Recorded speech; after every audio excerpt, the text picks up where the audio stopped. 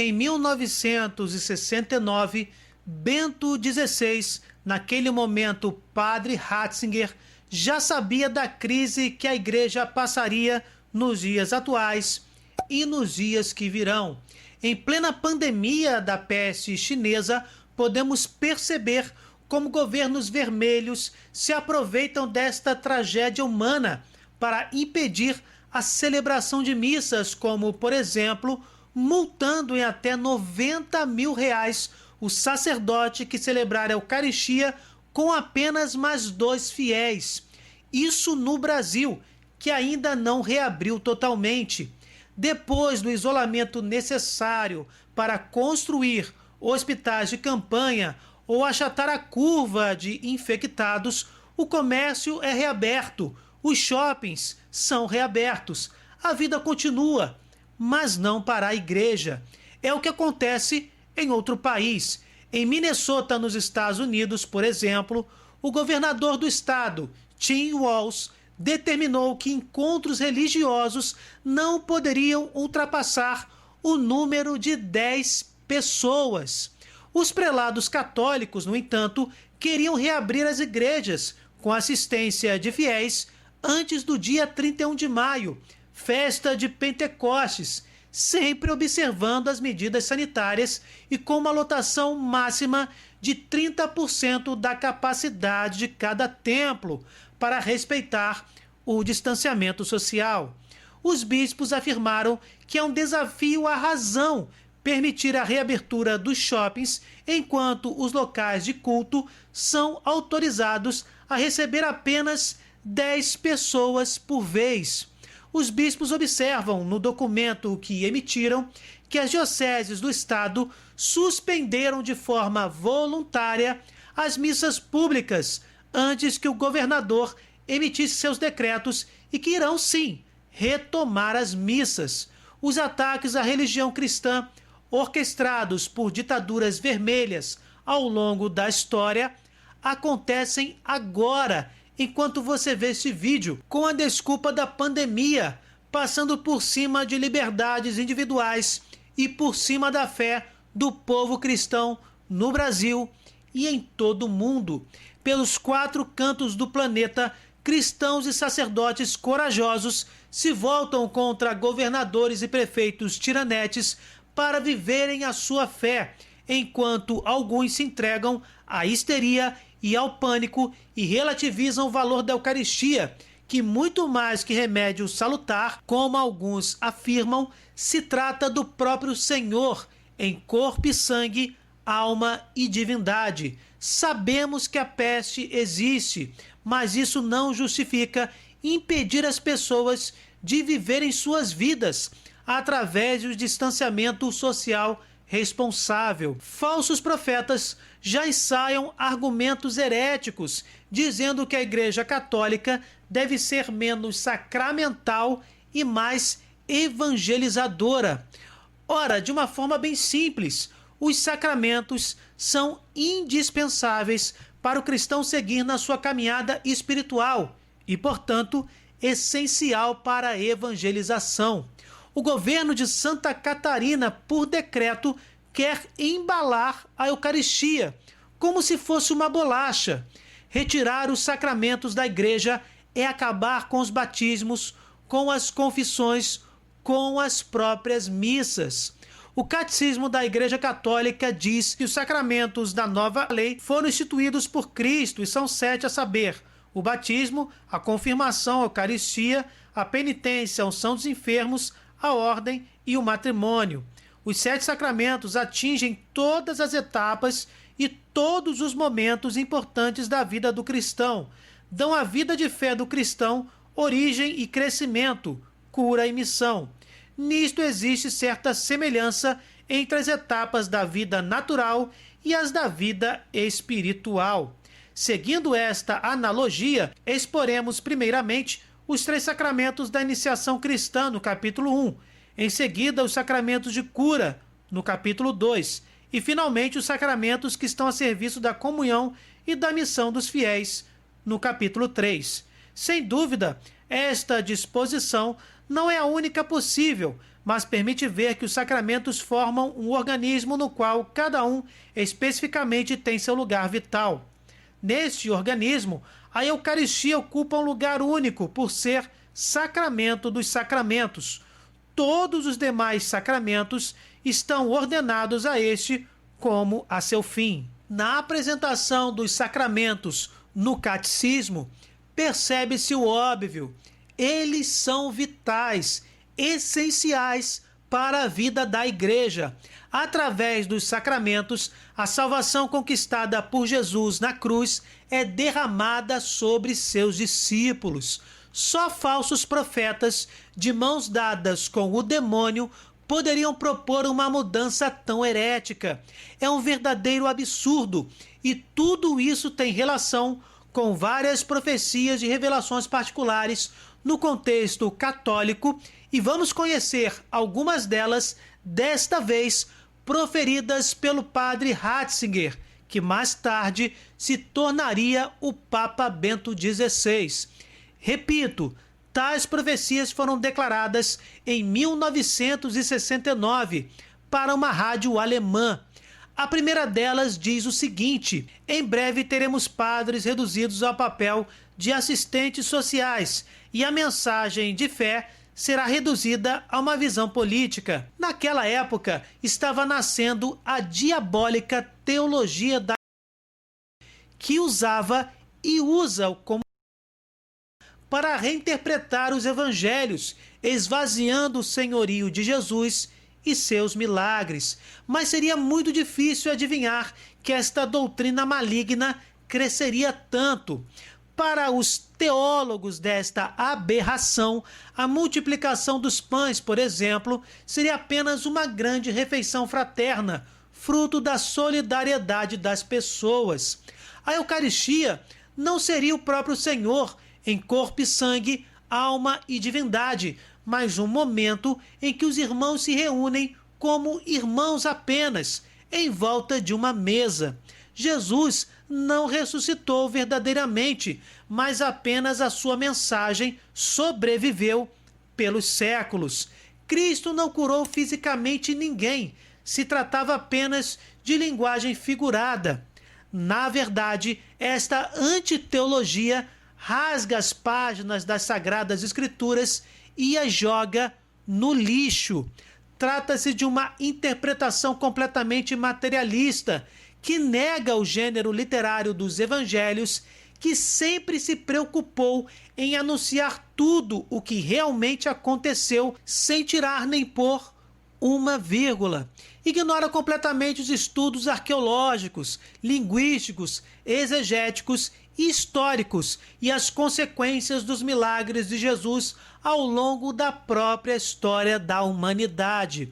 Ignora os milagres extraordinários que surgiram depois, provenientes da fé cristã, como os corpos incorruptos, as curas inexplicáveis de doenças por intercessão de santos e os prodígios eucarísticos, por exemplo. Em poucas palavras, o evangelho é utilizado como meio para seduzir as pessoas e transformá-las em militantes de esquerda que pregam o ateísmo, a liberação das drogas, a interrupção da vida humana no ventre materno, o culto à cultura da morte e do descarte, o desrespeito à dignidade da pessoa humana em vários níveis, a ideologia de o fim da autoridade e da ordem, confundindo-a com autoritarismo, esse sim maléfico, o fim da família heterossexual projetada por Deus e o ataque aos valores judaico-cristãos.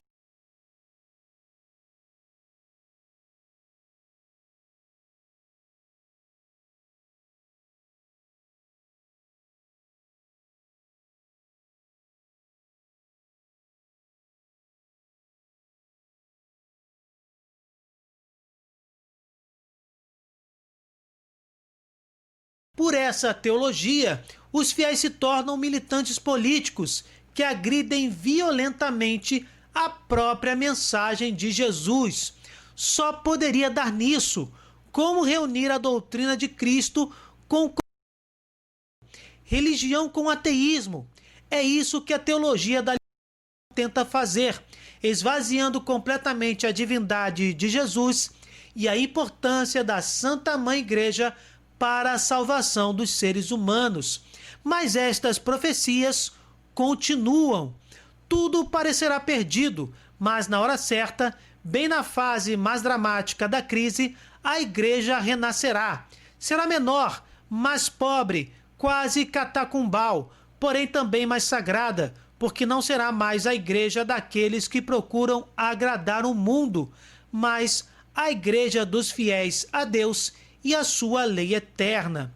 50 anos depois, exatamente nos dias de hoje, a igreja realmente está se reduzindo. E o pior, parece morrer nos corações de muitos fiéis diante desta calamidade mundial. A fé em muitos parece esfriar.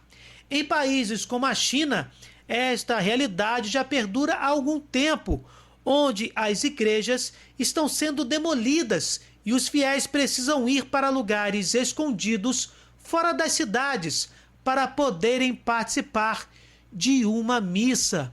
Tal profecia parece se encaixar com a própria doutrina cristã, descrita no Catecismo da Igreja. A Igreja só entrará na glória do reino por meio desta derradeira Páscoa, em que seguirá seu Senhor em sua morte e ressurreição. Portanto, o reino não se realizará por um triunfo histórico da Igreja segundo um progresso ascendente, mas por uma vitória de Deus sobre o desencadeamento último do mal, que fará a sua esposa descer do céu. O triunfo de Deus sobre a revolta do mal assumirá a forma do juízo final depois do derradeiro abalo cósmico deste mundo que passa. A igreja sofrerá, morrerá e ressuscitará, assim como seu Senhor Jesus Cristo, que também é a cabeça da igreja. A igreja renasceria como um pequeno rebanho por ocasião dos fins dos tempos, esperando o retorno glorioso de Cristo. Esta segunda profecia diz que a igreja renascerá. Se vai renascer, é porque morreu em algum momento ou em alguns corações. Inclusive se encaixa com as profecias de Fátima, que publicamos tem pouco tempo. Links na descrição. É evidente que nesta situação que estamos vivendo, com esta pandemia, com pessoas afastadas da Eucaristia, muitas delas vacilando na fé, sofrendo com isolamento prolongado arbitrário, motivado por uma imprensa histérica que promove o pânico e diminui com isso ainda mais a imunidade das pessoas, é evidente que a igreja sofre. Eu mesmo recebo diariamente em um grupo de oração no WhatsApp pedidos de intercessão por pessoas que estão tendo AVC, infarto, ataques de pânico. Alguns até mesmo atentaram contra a própria vida. E os motivos estão todos relacionados a este isolamento total prolongado, por causa de desemprego, desespero, a própria doença, provocado por uma peste chinesa, oriunda, por acidente ou não, de um laboratório de armas biológicas naquela província na China, onde tudo começou.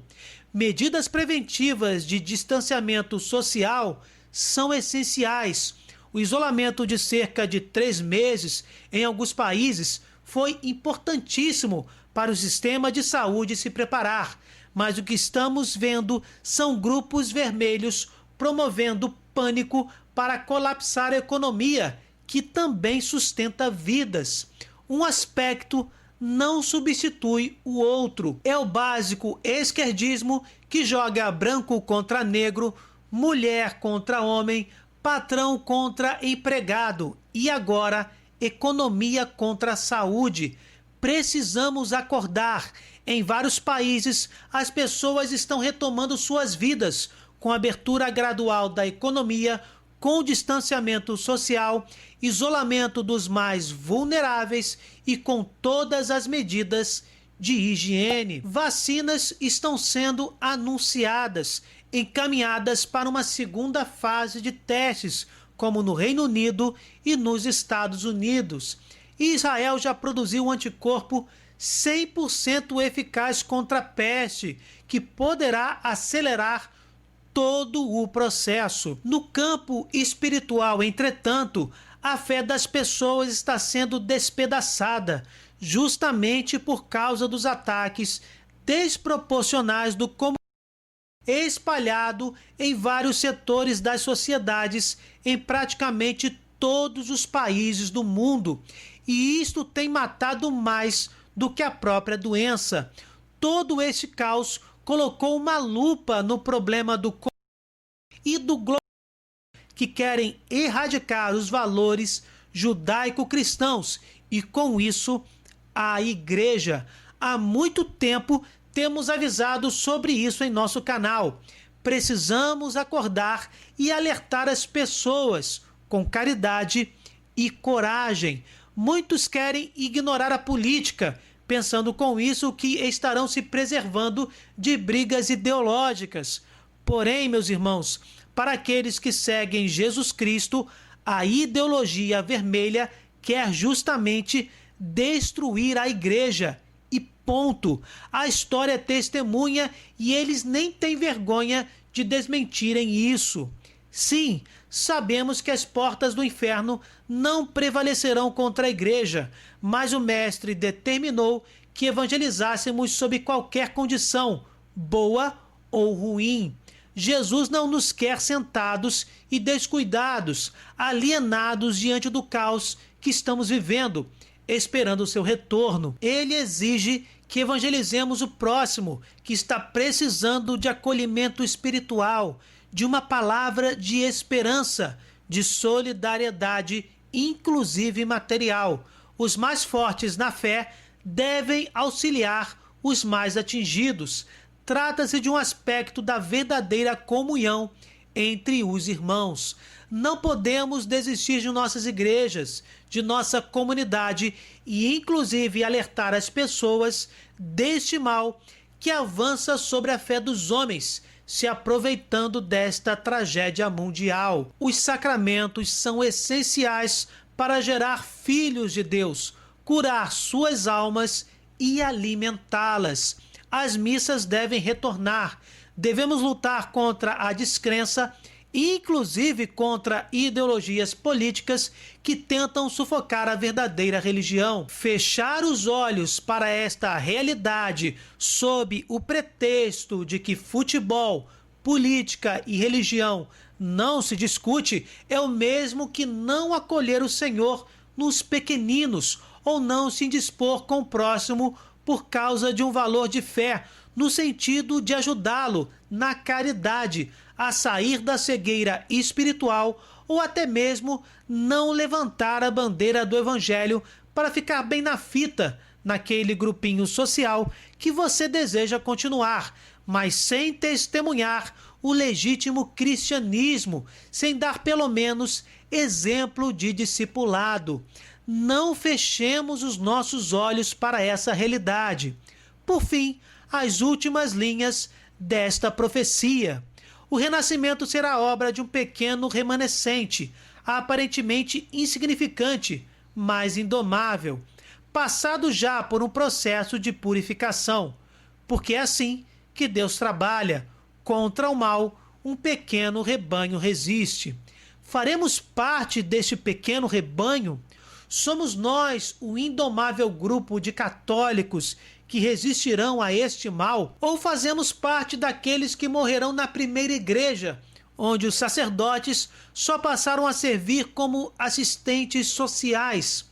Fecharemos os olhos para o mal do que, através da política e da cultura, principalmente, querem extirpar os valores conservadores, os valores judaico-cristãos das sociedades em toda a terra? Não faremos a nossa parte? Abandonaremos o Senhor Jesus e o seu corpo místico? Seremos purificados e faremos parte deste pequeno rebanho que resiste? O próprio Senhor Jesus nos disse na Bíblia que talvez no seu retorno, no fim dos tempos, não encontrasse fé sobre a terra. Estaria o Senhor se referindo a este pequeno rebanho onde a igreja subsistiria? Bem, a situação está aí em pleno século XXI e tais profecias estão se cumprindo, ainda mais quando olhamos para as profecias de Fátima, que alertara no início do século anterior que os erros da Rússia se espalhariam pelo mundo e feririam letalmente a Igreja do Altíssimo. Meditemos, precisamos fazer a nossa parte. Evangelizar significa também alertar as pessoas sobre este perigo ideológico. Não tenhamos medo, não tenhamos medo. Jesus sempre nos orienta desta forma. Que tal nós obedecermos? Louvado seja o nosso Senhor Jesus Cristo, para sempre seja louvado. Se vocês gostaram, deixem o seu like e compartilhem. Se inscrevam no canal. Fique com Deus, desculpem qualquer coisa e até o próximo vídeo.